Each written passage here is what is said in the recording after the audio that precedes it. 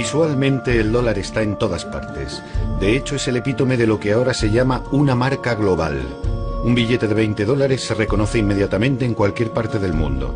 Psicológicamente representa mucho más que una moneda. Se ha convertido en el símbolo universal del enriquecimiento. Piensen en todos los libros y películas con la palabra dólar en su título. Económicamente, el dólar está en el corazón de todo. Para algunos representa la eficacia económica de Estados Unidos, para otros simboliza el imperialismo americano. La fortaleza de la moneda de un país depende de la fortaleza de su economía. Cuando el dólar estornuda, el mundo se resfría. A continuación conoceremos la historia del dólar, una de las sagas económicas más extraordinarias del mundo moderno, narrada por las personas que mejor lo conocen, que han formado parte de su evolución o lo estudian como meros observadores. Esta es la historia de cómo el dólar llegó a convertirse, en menos de 2 siglos, en la moneda de todo el planeta. Pero ¿seguirá el dólar su avance triunfal o el mundo cambiará y con él el destino del dólar americano?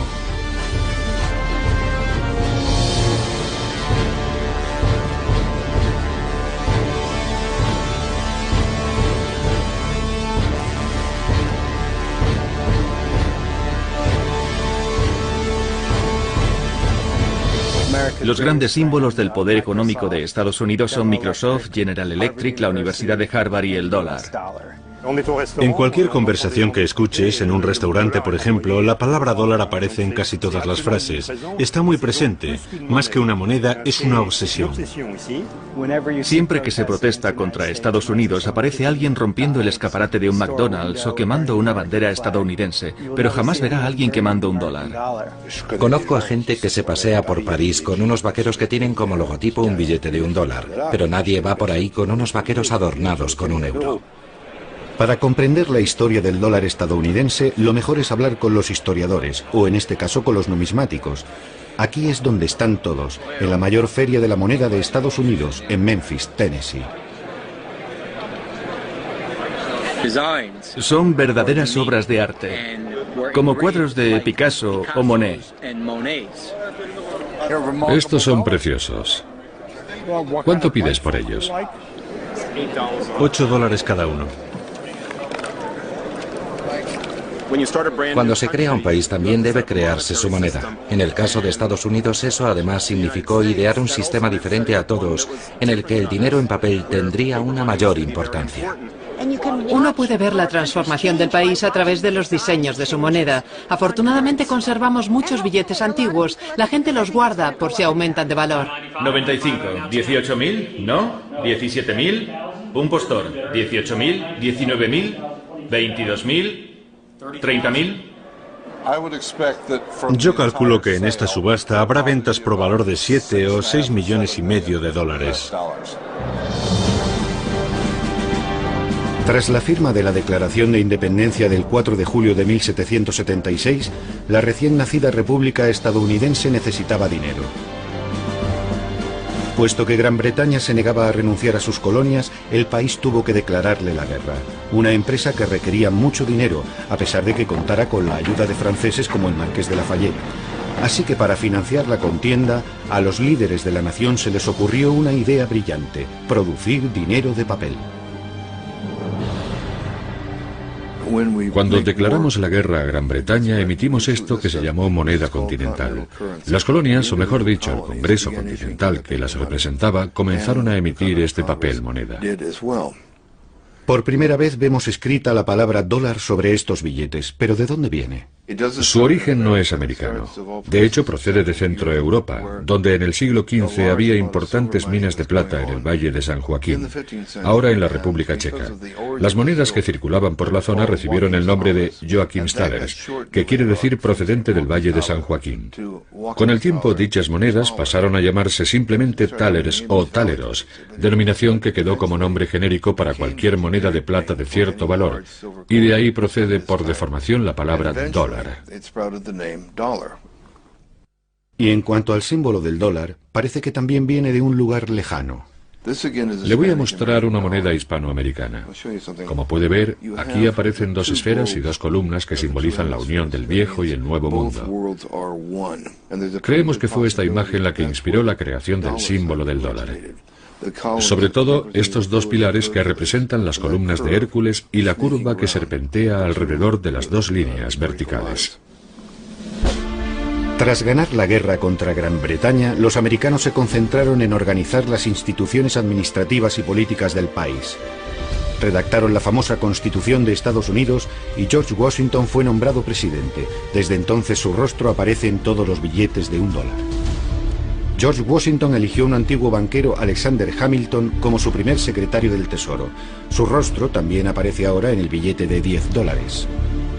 Hamilton quería crear un banco central, federal y nacional que fuera la única institución competente para emitir moneda. Creía que un banco así era necesario para el desarrollo del comercio y la industria. Sin embargo, Thomas Jefferson estaba en contra y su retrato aparece hoy en el billete de $2.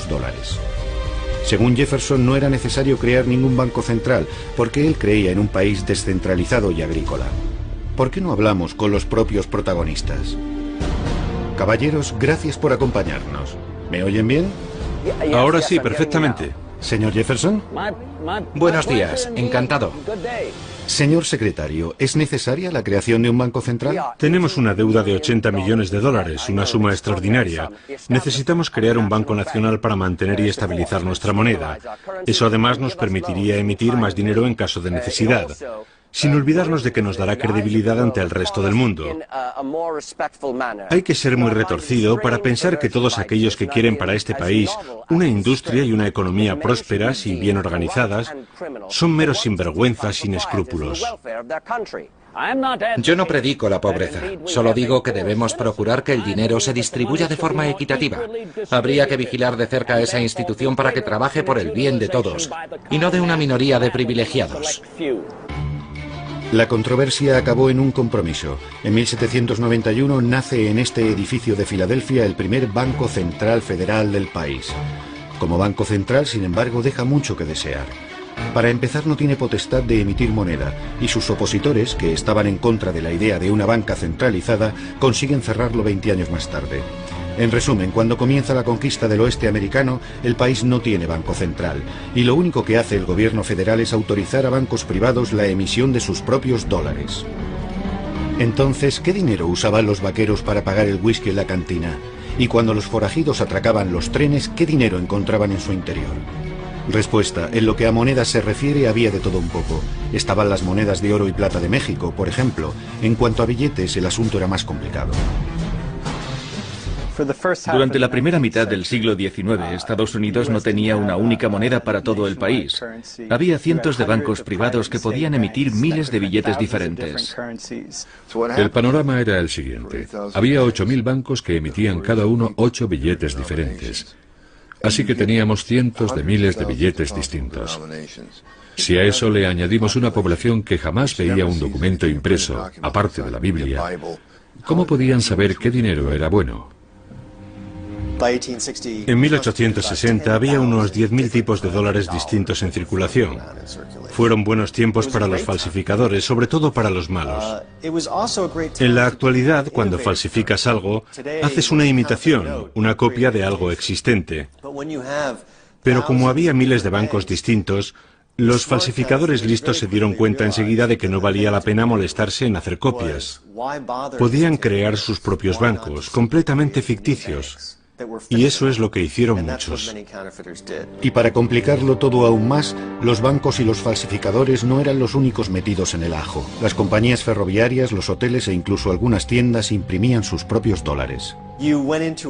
Pongámonos en situación. Imaginemos que va a una tienda, digamos en Filadelfia, y que se dispone a pagar con un billete de $1 emitido por un banco de Tennessee, por ejemplo. En ese momento comienza el regateo con el tendero para establecer cuánto vale ese billete. Usted diría, por supuesto, que su valor es de $1, pero él argumentaría que no, que ese banco tiene muy mala reputación y que como mucho ese dólar solo vale 50 centavos. ¿Se imagina cómo sería hoy si cada vez que vamos a una tienda tuviéramos que llegar a un acuerdo en la caja acerca de lo que vale la moneda que queremos usar? Sería ridículo. La situación estaba totalmente fuera de control cuando estalló la Guerra Civil, en la que los unionistas del norte se enfrentaron a los confederados del sur. La Unión no tenía dinero, pero debía pagar a sus soldados, así que tuvo que recurrir a otro tipo de financiación. La solución más sencilla cuando un país no tiene dinero es fabricarlo. Así que igual que George Washington un siglo antes, en 1863 Lincoln decide reorganizar todo el sistema. Le oigo, señor, y es un gran placer charlar con usted hoy. Los días en los que cualquiera podía emitir moneda han acabado. Bueno, es necesario estandarizar la moneda. Y se debe hacer de la mano de un gobierno central y un banco central. Y la única forma de conseguirlo es emitiendo una moneda creíble para el pueblo americano, donde figure el gran sello de Estados Unidos con su águila impresa, para que así todo el mundo sepa que tenemos una única moneda y que puede confiar en ella. A partir de aquel momento solo habrá una autoridad con capacidad para emitir moneda, el gobierno federal. Emitieron un billete que enseguida recibió el nombre de greenback o verde. El nombre greenback viene del hecho de que estos nuevos billetes estaban también impresos por detrás y en color verde. Y se hizo así porque era imposible reproducir el verde en el reverso con los métodos de falsificación de la época. La impresión en verde desalentará a los falsificadores. Así que, mientras que en 1849 había 10.000 tipos de billetes distintos, en 1866 solo había un puñado. Abraham Lincoln se convierte así en el padre del dólar tal y como lo conocemos hoy en día. Después de él, todos los dólares repetirán el mismo diseño. Son fascinantes, muy bonitos. Fíjese en la calidad del grabado. Este es mi favorito. No, este es el segundo. Este otro es mi favorito. Si se observa con detenimiento estos dólares del siglo XIX, vemos que en todos ellos siempre hay una referencia al oro. Es lo que se llamaba el patrón oro, y significa que el Banco Central cambiará cualquier billete de dólar por su valor en oro. En otras palabras, el valor total de todos los billetes en circulación jamás deberá exceder el valor de las reservas de oro del banco. Así, al menos en teoría, se evitaría que el gobierno sucumbiese a la tentación de no parar jamás la máquina de hacer dinero.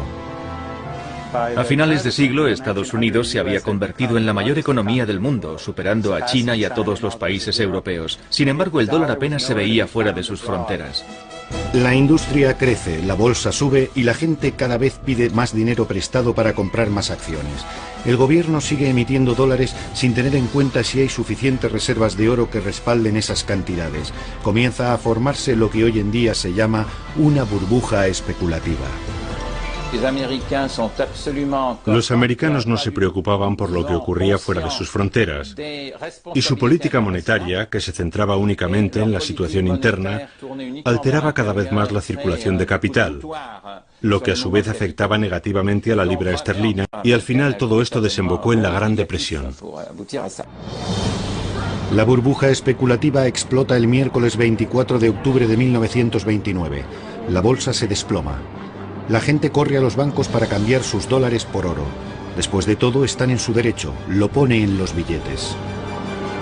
Naturalmente, los bancos no pueden pagar a todo el mundo y tienen que cerrar. En solo unas semanas el país se sume en el caos económico. Ha comenzado la Gran Depresión. Millones de ciudadanos perderán su trabajo. Si se deja a los inversores y financieros solos, si se deja que hagan lo que quieran, siempre se van a los extremos. Y en la década de 1930 el sistema financiero se viene abajo por completo. La gente ha sabido adaptarse a la actual situación de crisis con estos dólares de fabricación casera. Están diseñados para resistir la inflación, con la garantía de que durarán mucho tiempo. Por extraño que parezca, este dólar es aceptado en los comercios del barrio. En Nueva York, el sistema de trueque experimenta un nuevo auge. En 1933 la situación parece mejorar un poco cuando el demócrata Franklin Roosevelt resulta elegido presidente de Estados Unidos. La máquina económica comienza a funcionar de nuevo. Ese mismo año, sin embargo, otro líder también fue elegido por su pueblo, Adolf Hitler, en Alemania. Cuando la guerra termina, los vencedores deben reconstruir el mundo. En 1945 crean las Naciones Unidas y para ocuparse de los asuntos económicos se reúnen en Bretton Woods. En 1944, un limitado número de personas se reunió en una pequeña ciudad de la costa este de Estados Unidos con la idea de que las prácticas económicas, las guerras de las monedas, contribuyeron en gran medida al estallido de la Segunda Guerra Mundial. Así que para evitar que algo así se repitiera, se estableció una especie de Naciones Unidas financieras. Se decidió, como una de las consecuencias de la guerra, que a partir de ese momento, la moneda de referencia en el sistema financiero global sería el dólar. Las monedas más potentes habían desaparecido debido a la guerra y todo el mundo debía dinero a Estados Unidos porque era el país que estaba financiando la reconstrucción de Europa. La libra esterlina estaba muerta, o casi. El franco francés igual. 44 países firmaron aquel acuerdo, prácticamente todos los países de más peso en el mundo libre. La Unión Soviética participó como invitado, pero al final decidió no firmar. Aquello fue un hecho sin precedentes. Bretton Woods establece lo que se denomina un sistema de cambios fijos. El valor del dólar se fija en 35 dólares por onza de oro. El gobierno de Estados Unidos se compromete a cambiar una onza de oro a cualquier banco central que le presente 35 dólares. El cambio de otras monedas también se fija de forma más o menos permanente con relación al dólar. Al convertirse en moneda de cambio internacional, el dólar adquiere el estatus de moneda de monedas. Y ser el país que emite la moneda que usan otros países es un gran privilegio, porque permite a Estados Unidos tener un gran déficit en su balanza de pagos. ¿Cómo financia ese déficit? Como todos los países, con su propia moneda. Pero cuando ese dinero se acaba, los demás países tienen que financiarlo con dólares, con oro, con lo que tengan. Y cuando eso también se acaba, entonces se ven forzados a poner límites a ese déficit. Todos los países cuentan con esta especie de mecanismo que limita el déficit cuando ya no pueden responder de él, excepto Estados Unidos, porque financia todo su déficit con su propio dinero. Se podría decir, utilizando una imagen quizá engañosa, que ya que Estados Unidos maneja la máquina del dinero, para ellos es fácil financiar su propio déficit. En los años 50, Estados Unidos inunda el mundo con sus dólares. Al principio como parte de su programa para la reconstrucción de Europa, el famoso Plan Marshall. Los países de Europa Occidental por fin estamparon sus firmas en un importante documento. El Plan Marshall ya tiene luz verde. El Acuerdo de París establece que Estados Unidos volverá a enviar americanos al extranjero, pero esta vez serán suministros para la paz en forma de comida, maquinaria, personal y dólares. Se ha hablado de cifras que rondan los 17 millones de dólares. Después, en la década de los 60, Estados Unidos comienza a comprar el mundo. Hacen grandes inversiones en el extranjero mientras al mismo tiempo financian la guerra de Vietnam. Todo se paga en dólares, por supuesto. Invertíamos en el extranjero más de lo que el resto del mundo invertía en Estados Unidos, así que en el cómputo general teníamos un déficit de varios miles de millones de dólares. Una cantidad minúscula comparada con el déficit actual. Aquello puso nerviosas a muchas personas. El presidente francés de Gaulle fue uno de los primeros en criticar este hecho. Como dijo en los años 60, que Estados Unidos emitiera la principal moneda era un privilegio excesivo. Eso lleva a los americanos a endeudarse y a hacerlo gratuitamente con respecto al extranjero. Porque aquellos que les deben dinero les pagan en dólares y no con oro, de tal que sí tiene un valor real.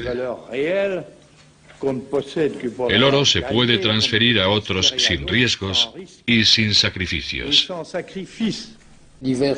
En el invierno de 1964, Francia optó por un enfoque más agresivo que prolongó hasta después de 1965 y que se tradujo en un intento de cambiar sus dólares por oro. Bien, Francia dejó claro cuáles eran sus intenciones, pero los alemanes, que estaban haciendo lo mismo, no dijeron nada. Así que las reservas de oro estadounidenses comenzaron a bajar. Habíamos emitido tantos dólares que solo podíamos responder del 20% de toda la moneda que guardaban los bancos centrales. El miedo era que la pérdida de confianza en la economía americana provocase el pánico bancario y que todos los países corrieran a cambiar sus dólares por oro al mismo tiempo. Estados Unidos no podría responder a la demanda de oro y eso daría lugar a otro gran desastre económico. El general de Gaulle decidió retirar las reservas de oro francesas de la Reserva Federal. Se trataba únicamente de un asunto técnico, pero produjo un gran revuelo político. El general de Gaulle me preguntó, ¿está el oro ya de camino? Sí, señor, lo estamos trayendo. Luego añadió, tenemos que agilizar las cosas. Escucha, quiero que envíes el Colbert. El Colbert era nuestro único buque de guerra por aquel entonces. Enviamos el Colbert a Fornos, cargamos el oro y lo traemos de vuelta. Señor, dije, eso es imposible. Si manda un barco de guerra a Estados Unidos para traer el oro, provocará un terrible incidente diplomático. Así que al final se desechó esa idea.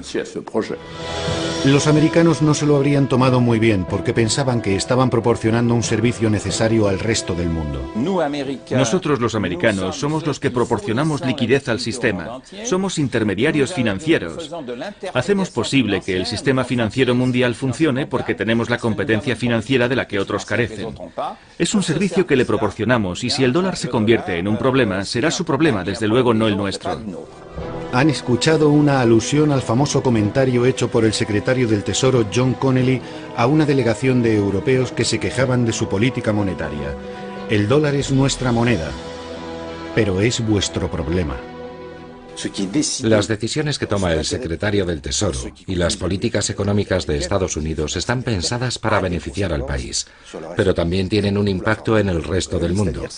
Y eso se refleja en lo que decía Connally. Es nuestro dinero, nosotros lo manejamos, y si las decisiones que tomamos no les gustan, es su problema. John Connally no era un experto en la materia. Era un político, un tejano. Como saben, estaba en el coche del presidente cuando Kennedy fue asesinado. Era un tipo muy alto, un gigante de 1,94 y bastante locuaz. Además pensaba que la economía mundial se podía dirigir con cierta improvisación. Y también era un tipo un poco bruto a la hora de negociar. Les dijo a los europeos, si queréis seguir disfrutando del apoyo militar americano, con la Unión Soviética respirando en vuestro cogote, tendréis que mantener vuestras monedas más débiles, y esa será la solución. De esa forma reduciremos el déficit de la balanza de pagos. El sistema de Bretton Woods se vino abajo gracias a la maniobra de Nixon del 15 de agosto de 1971, cuando decidió sacar el oro del sistema y convertir el dólar en una moneda fluctuante. Un sistema de cambios fluctuante es totalmente diferente.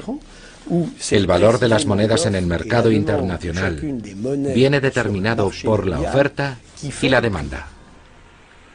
Estados Unidos tiene hoy la mejor oportunidad de este siglo para alcanzar dos grandes ideales: disfrutar de la paz y crear una nueva era de prosperidad sin guerras.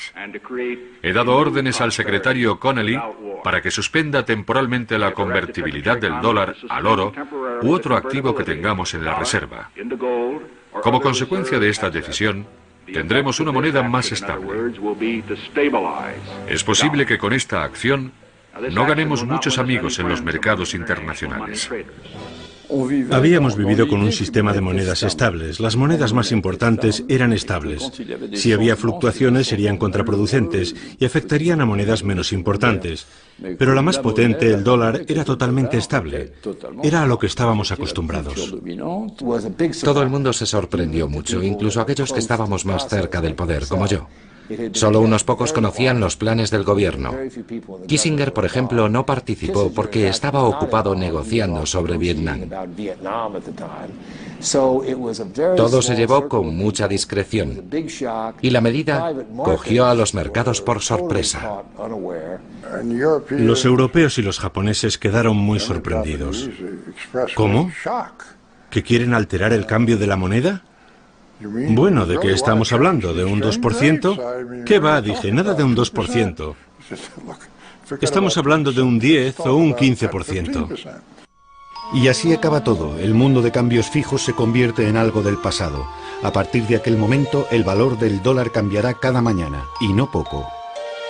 Imaginemos las fluctuaciones del dólar desde 1971 como un viaje en una montaña rusa. Las cimas y los valles de nuestra montaña rusa virtual reproducen las subidas y bajadas en la cotización del dólar. Abróchense los cinturones, agárrense fuerte porque va a ser un viaje movidito. Comienza bien, sin mucho desnivel. Es la época de los cambios fijos. El valor del dólar es estable. Llegamos a principios de los 70 y allá vamos. La primera devaluación del 12%.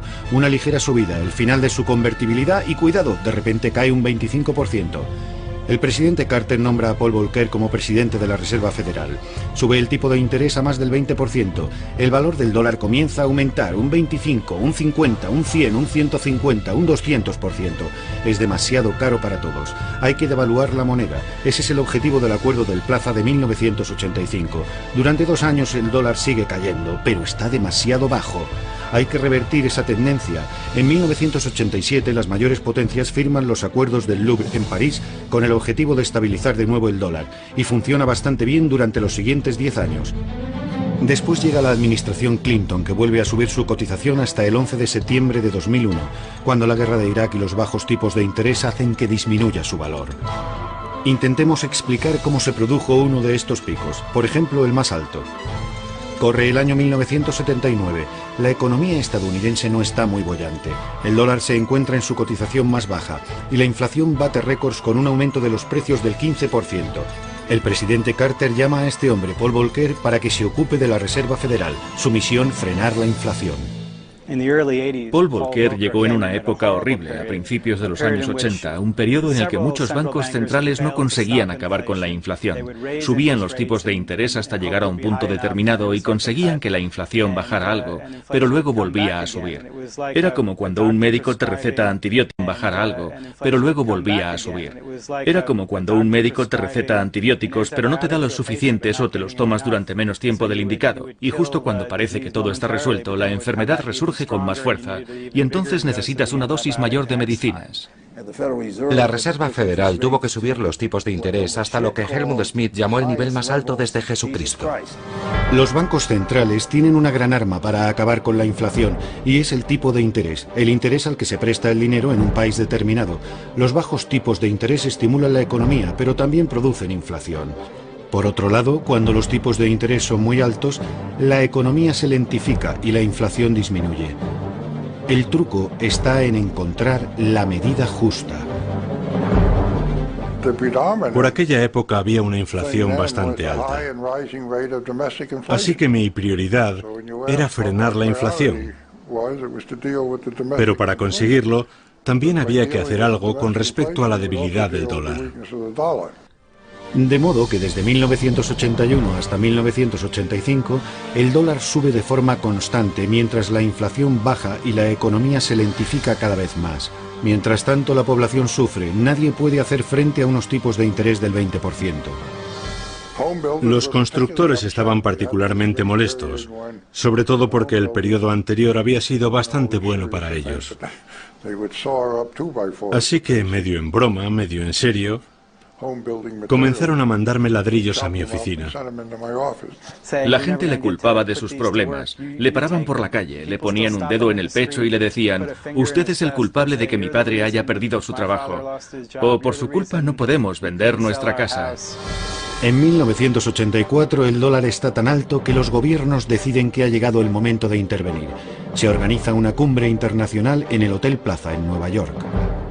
Para los europeos la moneda estadounidense resultaba demasiado cara. No podían pagar en dólares las zapatillas Nike, los tractores Caterpillar o simplemente los barriles de petróleo. Todos esos productos eran demasiado caros.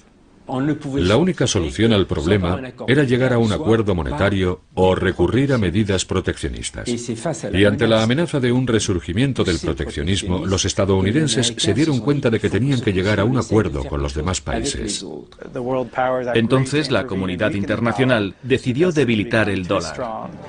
Habría otros picos en los años siguientes, pero la montaña rusa jamás alcanzaría aquellas cotas. Casi todos los picos coinciden con grandes crisis internacionales: la crisis de la deuda mexicana, la crisis financiera asiática, el colapso económico de Argentina, la burbuja de las .com. Teniendo en cuenta todas estas turbulencias y los altibajos a los que se enfrentaron los pasajeros, cabe preguntarse: ¿hay alguien al volante? Es decir, ¿quién controla el dólar en Estados Unidos? La Reserva Federal es el Banco Central de Estados Unidos. Y nuestro objetivo es comparable al del Banco Central Europeo o el Banco de Francia antes del euro, por ejemplo. Nuestro trabajo es favorecer la estabilidad de los precios y un crecimiento sostenible de la economía, además de mantener el sistema financiero lo más estable posible. El sistema de reserva federal está compuesto por 12 bancos, cuyos accionistas son los sucesores de aquellos grandes bancos locales del siglo XIX que recibieron permiso para emitir sus propios dólares. Esto convierte al Fed en algo singular, porque es prácticamente el único banco central del mundo que no es público, sino privado. Los bancos del sistema de la Reserva Federal, como este de Nueva York, están en manos de los bancos comerciales. Son propiedad de los miembros del sistema de la Reserva Federal. Pero debido a su organización, el gobierno es muy estricto y vigila su funcionamiento muy de cerca. El término que se utiliza es algo técnico, pero se podría decir que somos instrumentos del gobierno federal. Aunque seamos empresas privadas, el gobierno supervisa nuestro funcionamiento. Para producir billetes, el Fed tiene su propia impresora, la Oficina de Grabado e Impresión en Washington, que es una agencia gubernamental. Emitimos unos 8.000 millones de billetes al año, lo que supone unos 750 millones al día. Este lugar es tan importante para los estadounidenses que hay una pasarela desde donde los visitantes pueden ver toda la zona de impresión. En cuanto a las máquinas, no parecen muy nuevas. Algo que no nos sorprende dado que el dólar no ha cambiado de tamaño ni color desde 1929.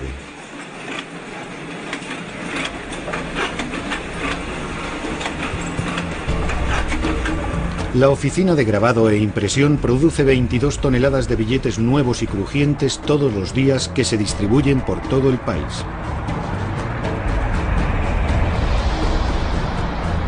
En Estados Unidos se usan mucho los billetes y el dinero en general. De hecho, 1 de cada 10 dólares es un billete real y palpable. Los otros 9 son solo números que bailan en los ordenadores de los bancos. Puede que 1 de cada 10 no parezca mucho, pero es el doble de la cantidad en circulación de libras esterlinas, yenes japoneses o euros, cuyos billetes nunca han supuesto más del 5% del total del dinero del país. Es más, al contrario de lo que cabría pensar, el número de billetes en circulación no se reduce, sino que aumenta, a pesar de la llegada de las tarjetas de crédito.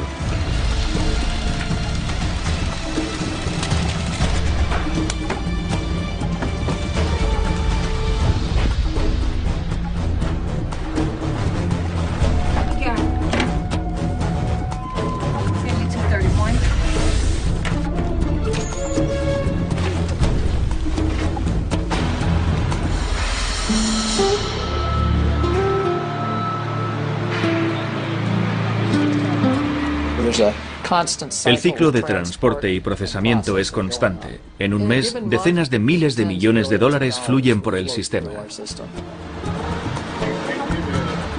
Hay dos razones que explican este uso particularmente intenso que los estadounidenses hacen de su papel moneda. La primera es exclusivamente interna.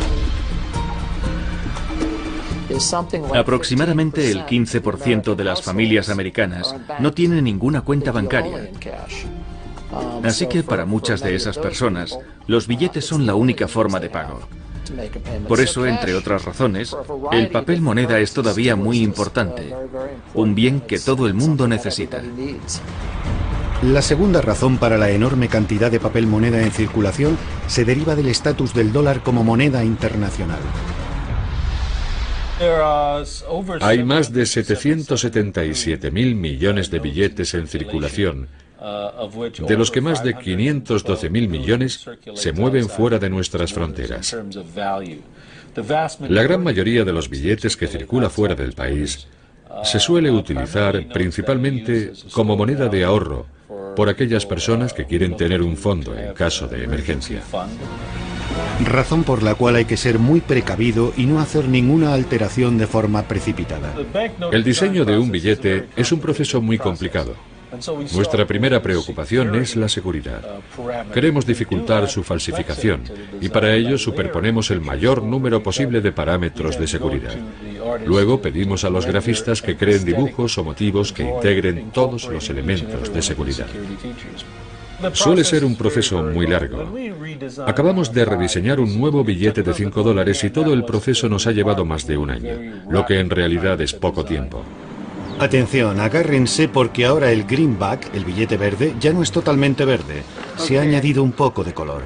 Estamos en la ceremonia de presentación del nuevo billete de $5. La casa del fondo perteneció a Abraham Lincoln, el padre del billete de dólar. Introdujimos la nueva serie de billetes de color en el año 2003. El nuevo billete de $5 combina nuevos parámetros de seguridad. Como saben todos, no es necesario cambiar los billetes antiguos de 5 por los nuevos, porque la Reserva Federal no ha anulado los viejos billetes y no piensa hacerlo. En solo unos minutos, será un honor para mí gastar mi primer billete de $5 para ponerlo oficialmente en circulación. Veamos, ¿qué puedo comprar aquí? Bueno, aquí tenemos un libro sobre grandes discursos. Estupendo. Creo que tengo un billete de 5 nuevecito por aquí. ¿Ah, sí? Sí, aquí está. Con nuevos parámetros de seguridad. No seamos duros con ellos. Solo son funcionarios del gobierno, no actores profesionales. El hombre en primer plano es un representante de la Reserva Federal. El que está justo detrás de él es del Servicio Secreto, un cuerpo de policía altamente especializado que tiene dos misiones principales: proteger al presidente de Estados Unidos y al dólar. En otras palabras, su función es defenderlo de los falsificadores. La mujer de la izquierda trabaja para el Departamento del Tesoro. Es la cajera de Estados Unidos y su firma es la que figura en los billetes de $5. Y a continuación, para los niños y sobre todo para los que nos ven desde casa, les ofrecemos una rápida lección sobre detección de falsificaciones. ¿Quién conforma la primera línea de defensa contra los falsificadores? Tú. No, vosotros. ¿Qué es lo primero que hay que hacer para saber si un billete es falso? Mirarlo a contraluz. Mirarlo a contraluz. En el billete nuevo hay dos filigranas. Un gran 5 y una columna de 5 pequeñitos. Eso es lo que tenéis que buscar. Las falsificaciones introducidas con éxito en el sistema ascienden a unos 61 millones de dólares. Y aunque parece mucho, en realidad solo es el 1% de todo el dinero en circulación. ¿De qué clase están hechos? Esa es una gran pregunta. Usamos una fórmula secreta, pero se podría decir que más que papel es un tejido, y aún así su duración es limitada. La vida media de un billete está entre 2 y 5 años. Como todas las grandes estrellas internacionales, el dólar tiene su único y distintivo estilo, un estilo propio. Pero ¿por qué resulta tan llamativo, tan efectivo visualmente? ¿Cuál es su secreto? En primer lugar, el color es muy importante. Y luego están todos los demás símbolos. Es como si cada billete contuviera un pedazo de historia viva de Estados Unidos y de filosofía americana. Así es, los dólares americanos estimulan nuestra imaginación porque están cubiertos de símbolos misteriosos, supuestamente masónicos, que datan de los comienzos de la Revolución Americana. El revés del billete es lo que más llama la atención de la gente en lo que se refiere a los símbolos. En la cara del billete tenemos a George Washington, el primer líder de la nación, que además era masón. Así que se podría decir que hay una referencia masónica en esa parte del billete. Pero el envés resulta mucho más misterioso hasta para los americanos. En el envés aparecen las dos caras del gran sello de Estados Unidos. El diseño del sello del siglo XVIII corrió a cargo de un comité en el que se encontraban Thomas Jefferson, John Adams y Benjamin Franklin. Son muchas las personas que creen que el sello y los símbolos tienen significados ocultos. Muchos cuentan las plumas del águila. Son 33. Según los partidarios de las teorías conspirativas, 33 es el número exacto de grados presentes en el rito masónico escocés. El rito antiguo y aceptado, bastante conocido en Estados Unidos. También hay personas de ideología de extrema derecha que ven en esta coincidencia implicaciones siniestras. Incluso pruebas de una gran conspiración de la élite para hacerse con el dominio del mundo. Sin embargo, entre los 56 hombres que firmaron la Declaración de Independencia, solo 9 eran francmasones. George Washington y Benjamin Franklin, por ejemplo, pero no así Thomas Jefferson o John Adams. No creo que existiera ninguna conspiración de los masones para manipular la Revolución Americana, sino simplemente que los ideales de la Revolución, como los de la francmasonería, se inspiran en la misma fuente filosófica, el siglo de las luces.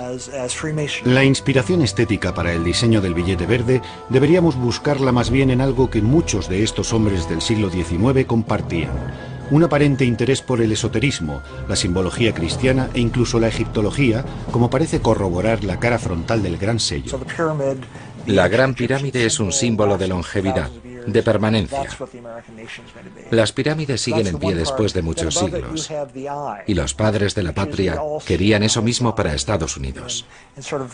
Por lo que respecta al ojo que hay en su vértice, es un símbolo muy antiguo que nace cientos de años antes, y representa a Dios, que protege a la nueva nación americana. De hecho, el dólar está tan ligado a Dios que es la única moneda del mundo occidental que pide explícitamente su protección. En ella aparece el famoso lema "In God we trust", en Dios confiamos, que tanto intriga a los extranjeros. El pueblo americano siempre ha sido muy religioso.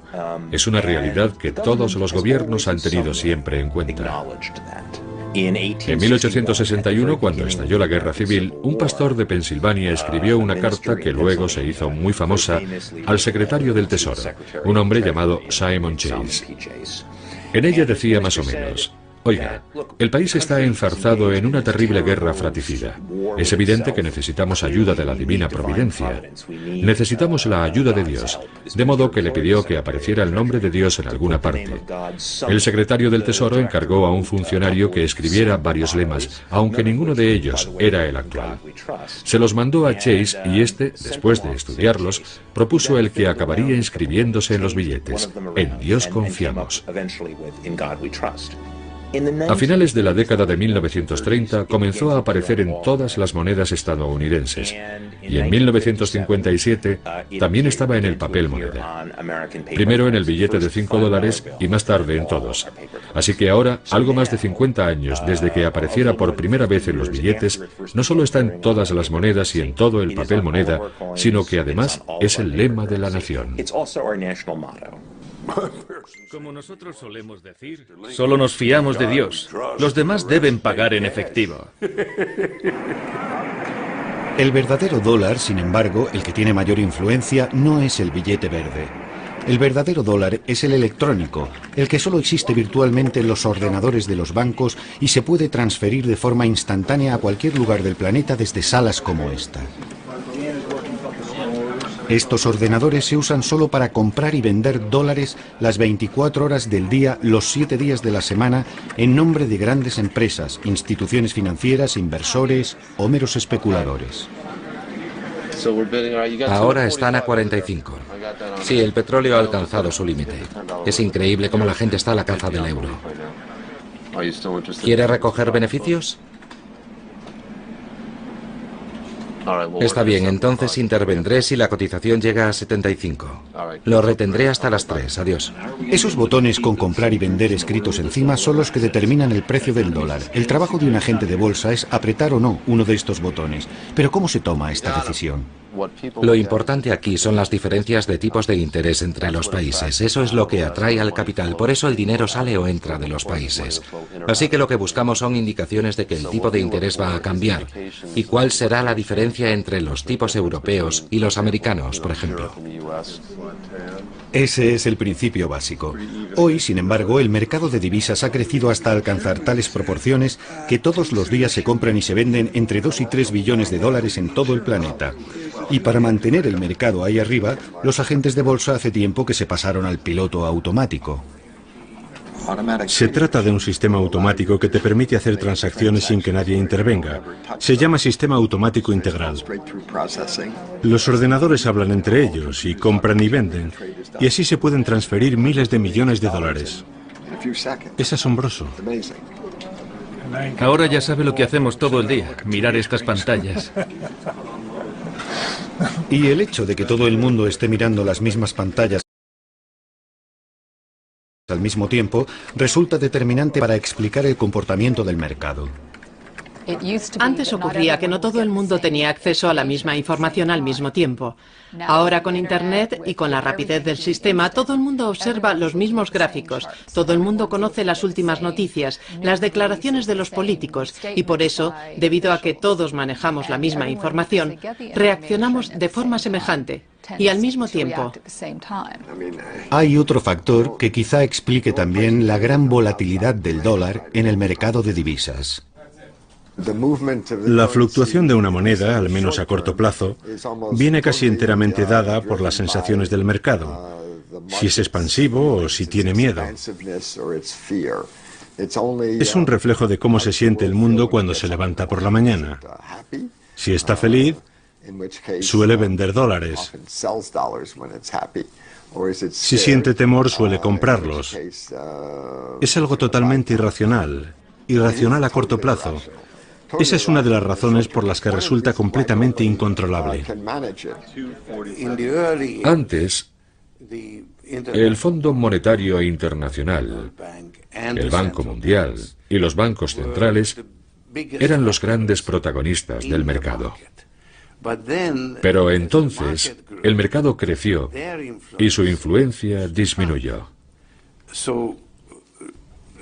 Así, si hace unos años el gobierno podía intervenir en los mercados de divisas, comprar o vender moneda y determinar así su valor, ahora con el crecimiento del mercado, eso ya no es posible.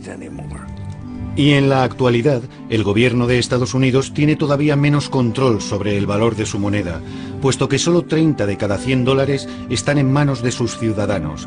Los otros 70 pertenecen a extranjeros, sobre todo a bancos centrales y a fondos de inversión. Los países con las mayores reservas de dólares son China, en primer lugar, seguida de las monarquías del Golfo Pérsico y de Japón. Europa va mucho más rezagada, junto con Rusia, la India, etc.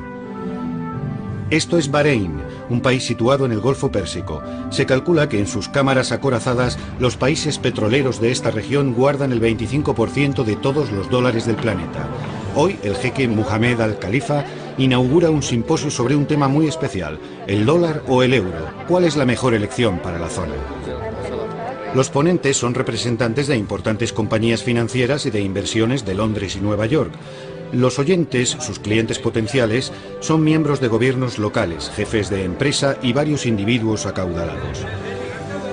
El dólar tiene mucha más presencia en esta parte del mundo que en ninguna otra, y es el resultado directo de la famosa reunión que tuvo lugar entre el rey Ibn Saud de Arabia Saudí y el presidente Franklin Roosevelt a bordo de un acorazado americano cerca del Canal de Suez en 1945. Ya fuera una negociación entre socios o puro imperialismo, el resultado fue un acuerdo según el cual Estados Unidos protegería la península arábiga a cambio de tener acceso al petróleo saudí. Desde entonces, el precio del petróleo se ha fijado en dólares y las monedas de los países del Golfo están ligadas al dólar con un cambio rigurosamente fijo. Así que no es de extrañar que, además de las ponencias, se vaya a celebrar una mesa redonda con economistas estadounidenses que han sido invitados a hablar sobre las fluctuaciones del dólar. Desde la Segunda Guerra Mundial, Estados Unidos es la mayor economía del mundo y su moneda la moneda del mundo. Cuando analizamos la evolución que muestra el gráfico, observamos que el dólar sigue una trayectoria en suave, pero en constante declive. Es un mercado tan grande que nadie lo puede controlar. Es un mercado mundial, sobre todo ahora. No sabemos si Qatar, Bahrein, los Emiratos Árabes Unidos mantendrán sus monedas vinculadas al dólar o si buscarán otras divisas. Esa es la gran cuestión. Es muy difícil. Hemos perdido casi el 40% del valor de nuestra moneda. Muchas gracias. Gracias a usted. Son muchos los que ya se preocupan. ¿Qué le pasa al dólar? Los gobiernos de la región del Golfo van a tener que tomar muchas decisiones importantes en los meses que se avecinan. Kuwait, como ya hemos visto, ha desvinculado su moneda del dólar. Y es posible que los demás países sigan su ejemplo.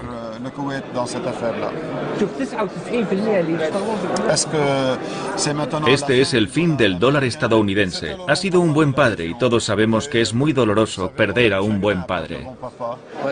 Pero eso no significa que vayamos a olvidarnos del dólar.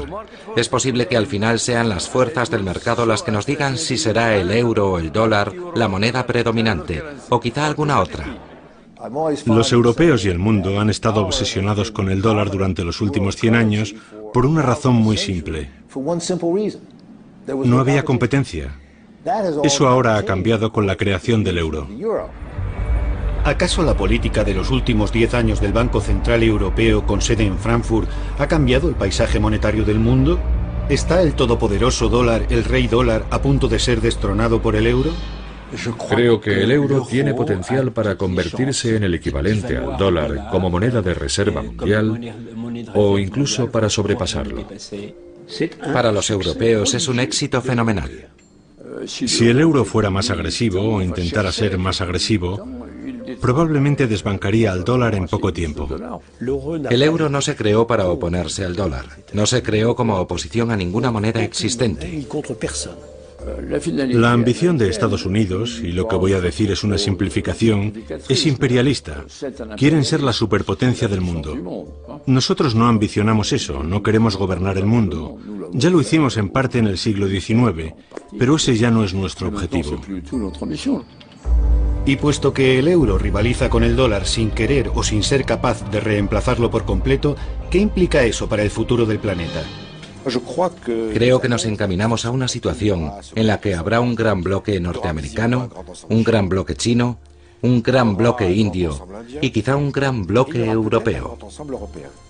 Y creo que con el tiempo es posible que el sistema evolucione hasta un punto en el que la función del dólar sea menos excepcional.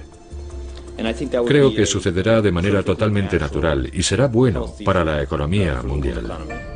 Y la palabra final la tiene Paul Volcker, que ha sacado su bola de cristal para la ocasión. Haré dos afirmaciones. Una es que el mundo estará mucho mejor cuando solo haya una moneda única. Y dos, que no creo que viva para verlo. Ni siquiera creo que lo vea usted.